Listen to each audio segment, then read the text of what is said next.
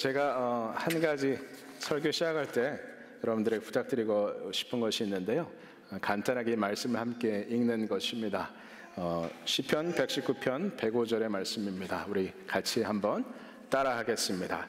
주의 말씀은 내 발의 등이요 내 길의 빛이니이다.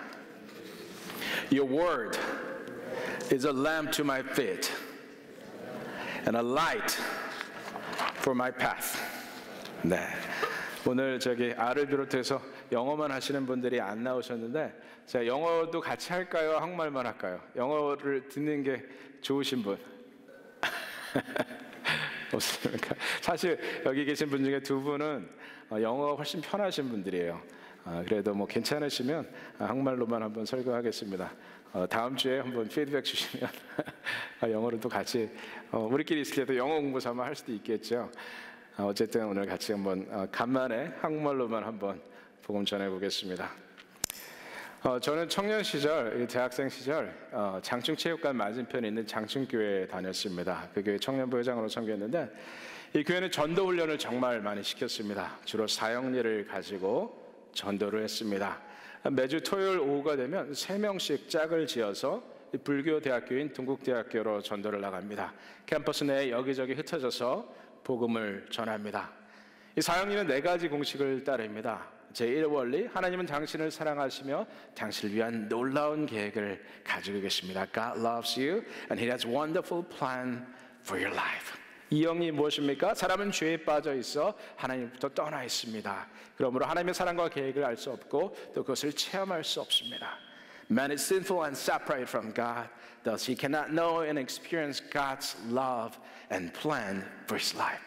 3원리, 예수 그리스도만이 사람의 죄를 해결할 수 있는 유일한 길입니다. 당신은 그를 통하여 당신에 대한 하나님의 사랑과 계획을 알게 되며 또 그것을 체험하게 됩니다. Jesus Christ is God's only provision for man's sin. Through Him you can know and experience God's love and plan for your life. 4원리, 우리는 개인적으로 예수 그리스도를 나의 구주, 나의 하나님으로 영접해야 합니다. 그러면 우리는 우리 각 사람에 대한 하나님의 사랑과 계획을 알게 되며 또 그것을 체험하게 됩니다. We must individually receive Jesus Christ as Savior and Lord, that we can know and experience God's love and plan for our lives. 저는 이 4가지 법칙에 대해서 자세히 배웠습니다. 그리고 사역리와 성경 구절들을 외우고 또 기도로 준비하고 친구들과 함께 전도하러 나갔습니다. 수많은 여러 달을 전도를 나갔습니다. 한 기가 끝나면 잠깐 쉬었다가 또 다음 기수에 나갔습니다. 그래서 몇 사람이나 제가 전도했을 것 같으십니까? 별로 없습니다. 전도의 열매가 그리 많지 않았습니다. 왜 그렇습니까? 전도는 한 번에 되어지기 힘든 일이기 때문입니다. 물론 아주 특별한 상황에 한 번에 복음을 듣고 받아들인 사람도 있을 수 있습니다. 사도행전에 보니까 베드로가 일어서서 복음을 전할 때 그날에 3,000명이 주께로 돌아왔다고 되어 있습니다. 그러나 이런 일이 늘 있는 것은 아닙니다. 특별한 상황에 특별하게 주신 은혜임이 분명합니다. 사람들은 잘 믿지 않습니다. 이건 어제 오늘의 일이 아닙니다. 오늘 읽은 본문 말씀에 보니까 심지어 예수님의 제자들도 우리 기독교의 가장 핵심적인 사건은 예수님의 부활을 믿지 않았습니다. 십자가에 달려 죽으신 예수님이 무덤에 묻혀서 그 무덤에 묻힌 예수님을 보고자 갔던 마리아가 죽은 예수님이 아니라 부활하신 예수님을 만나고 돌아와서 제자들에게 전했지만 제자들은 믿지 않았습니다. 그 얘기를 듣고 베드로와 요한이 달려갔습니다. 그리고 그들도 돌문이 옮겨지고 무덤이 텅 비어있는 것을 보고 와서 제자들에게 전했습니다. 그러나 나머지 제자들 믿지 않았습니다. 예수님이 11 제자에게 나타나셨습니다. 그리고 그들에게 자신의 부활한 몸을 보여주셨습니다. 그러나 그 자리에 없던 도마 믿지 않았습니다. 내가 그분의 눈을 보고 내가 그분의 손에 그분의 옆구리에 손을 넣어보지 않으면 나는 믿지 않겠다라고 말합니다. 전도가 잘 되지 않습니까? 당연합니다. 심지어 예수님의 제자들도 그분의 부활을 믿지 않았습니다. 그 누가 자신이 30년, 지난 30년, 40년, 50년을 살아온 그 삶의 방식을 하루아침에 버리고 그리스도인이 되겠다고 말하겠습니까? 누가 갑자기 자기 옛사람을 벗어 던지겠다고 선언하겠습니까? 누가 갑자기 2000년 전에 십자가상에서 죽은 사람이 있었는데 그 사람이 부활했다, 너도 나처럼 이 부활의 소식을 믿어야 한다고 말하면 과연 그 누가 그 말을 쉽게 받아들이겠습니까? 심지어 사도 바울도 믿는 것이 쉽지 않다고 인정합니다. 유대인은 표적을 구하고 헬라인은 지혜를 찾으나 우리는 십자가에 못 박힌 그리스도를 전하니 유대인에게는 거리끼는 것이요 이방인에게는 미련한 것이라. 그러다 보니 낙심할 때가 많습니다.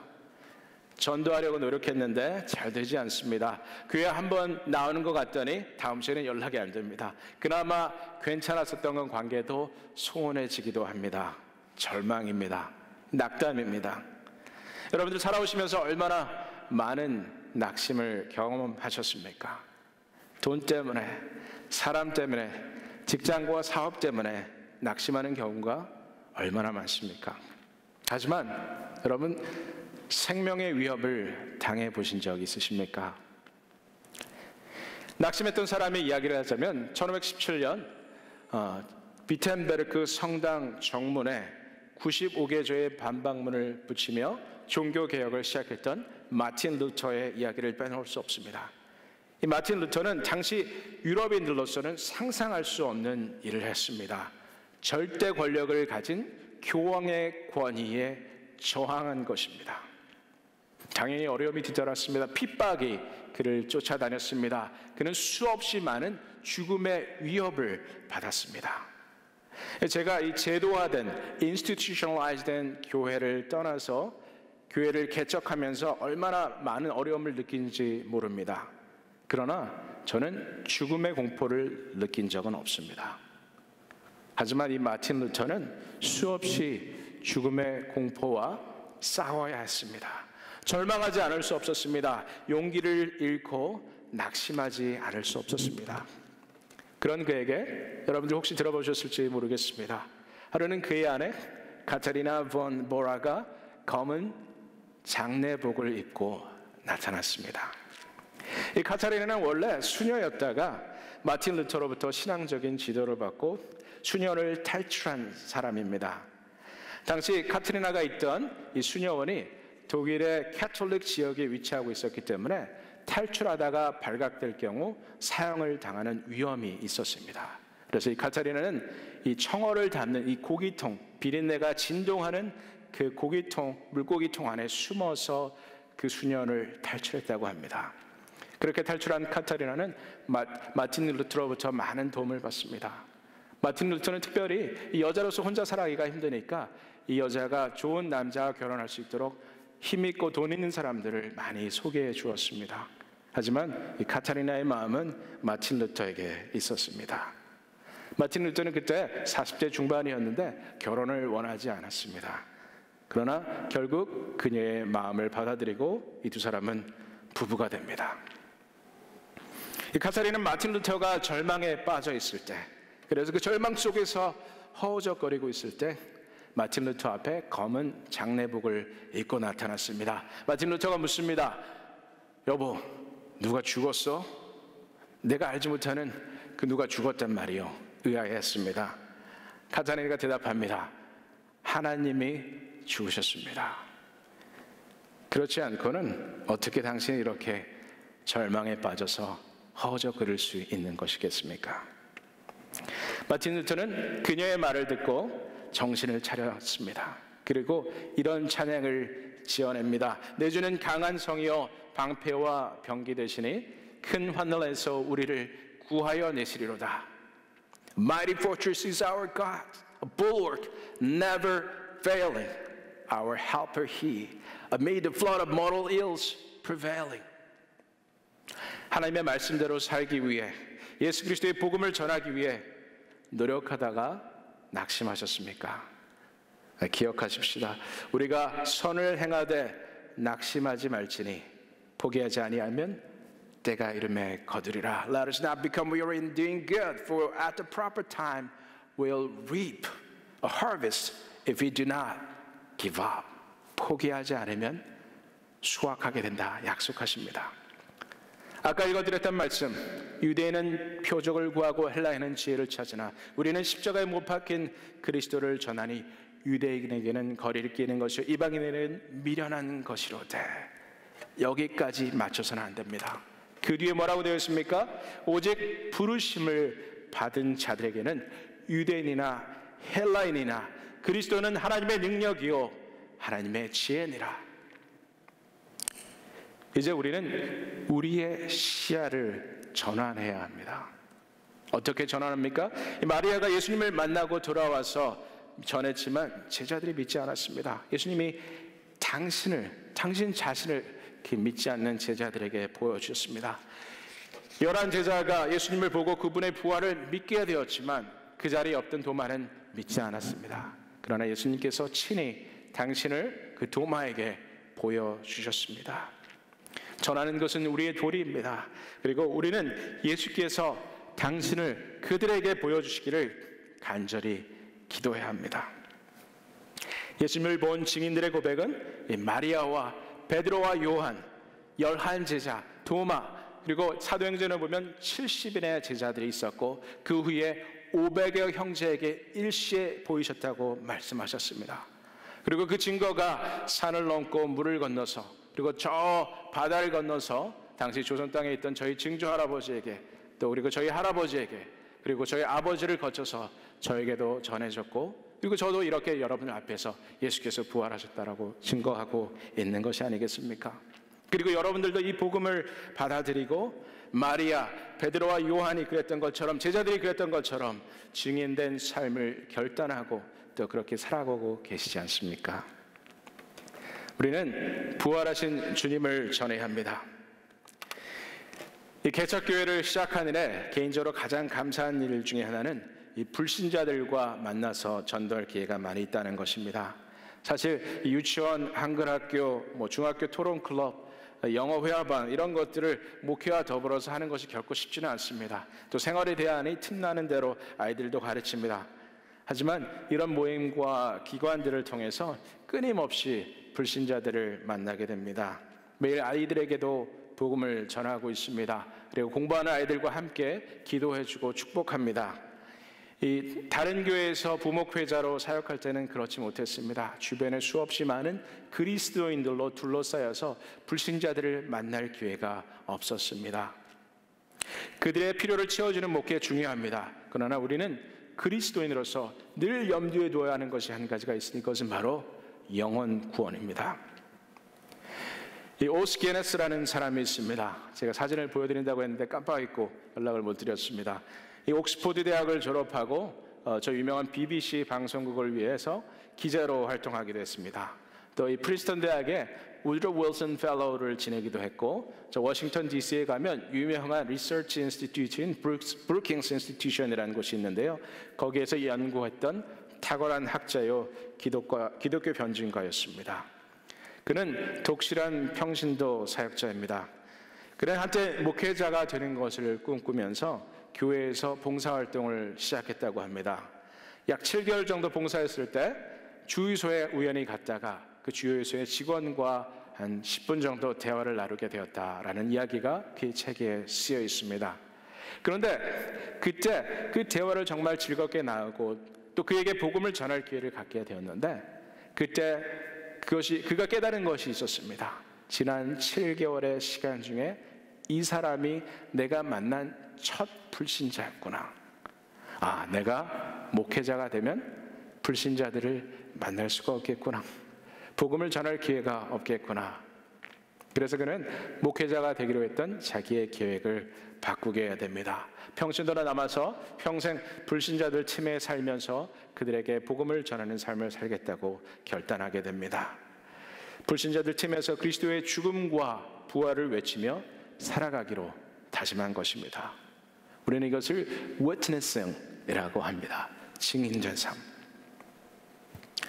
지난 몇 년간 여름마다 함께 일했던 대학생이 있습니다.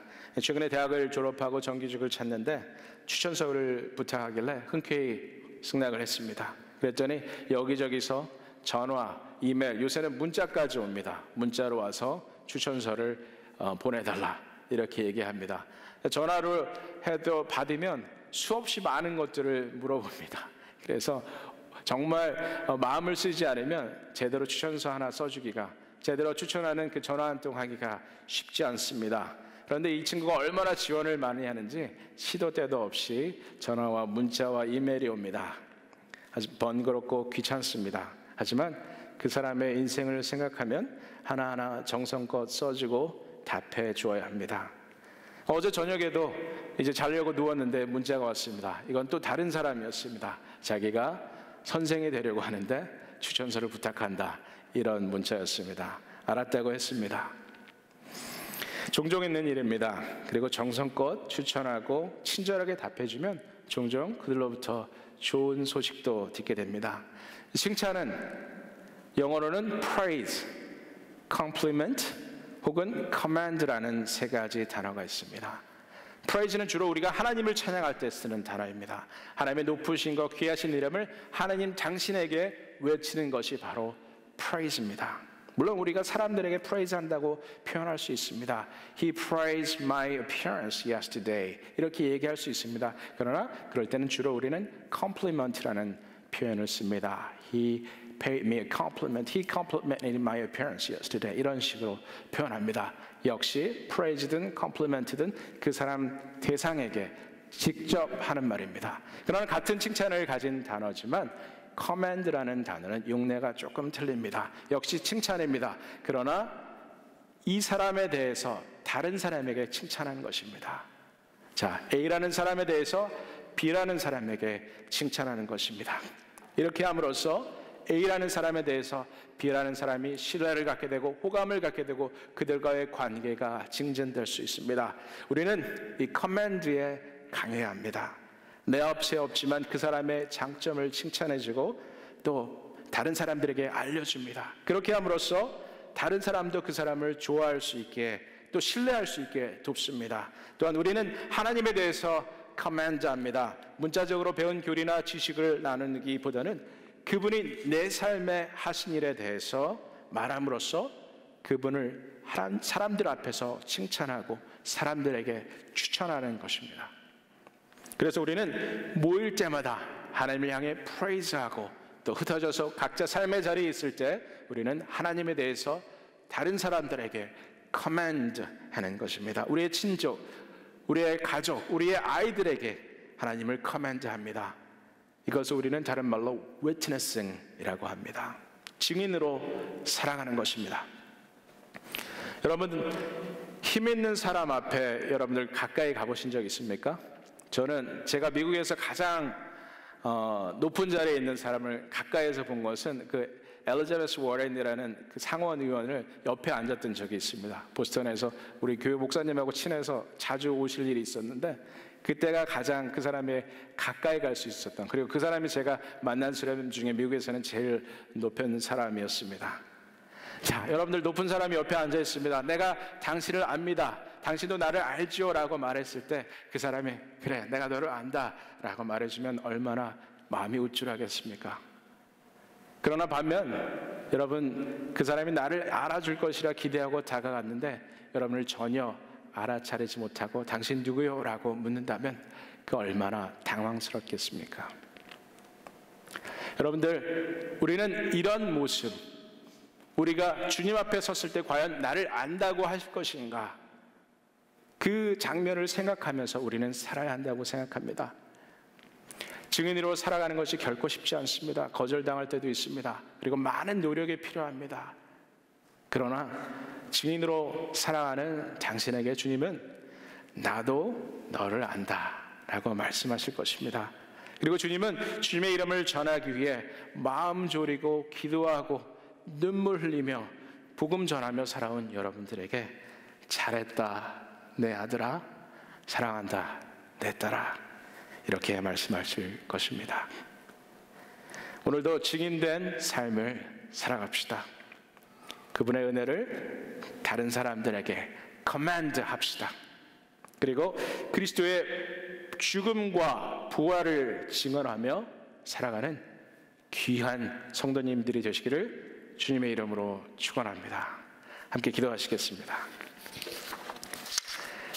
전능하신 하나님 감사합니다. 우리가 이렇게 함께 모여서 하나님의 이름을 프레이즈합니다. 하나님이 하신 일들을 칭송하며 주님의 이름을 높여 드립니다. 또한 하나님, 우리가 흩어져서 우리의 삶의 자리에서 각자 살아갈 때에 하나님께서 하신 일들을 그들에게 전합니다. 우리의 가족과 친구와 우리의 자녀들에게 하나님, 그들이 정말 하나님을 알 수 있도록 하나님께서 저에게 하신 일을 전하고 나눕니다.